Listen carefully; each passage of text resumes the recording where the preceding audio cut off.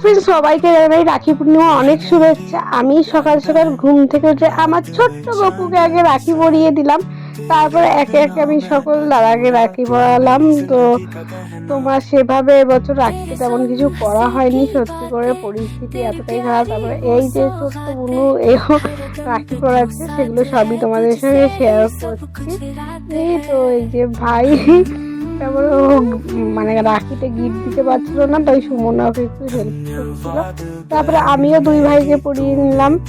তো সব কিছু তো আর এই ছোট্ট ব্লগে তোমাদের দেখানো যায় না, কিন্তু তোমার বড় কোনো ব্লগ শ্যুট করাও হয়নি, তোমার এইটুকু ব্লগেই তোমাদের সবটা শেয়ার করছি। তারপরে আমার আরো দাদা আছে, আমি প্রায় 12 জন দাদাকে রাখি পরিয়েছি। তো সবার ফটো তো এখানে তোলাও হয়নি, যেটুকু তুলেছি সেইটুকু শেয়ার করলাম। তো আজকের মধ্যে টাটা, দেখাবেন নেক্সট ব্লগে।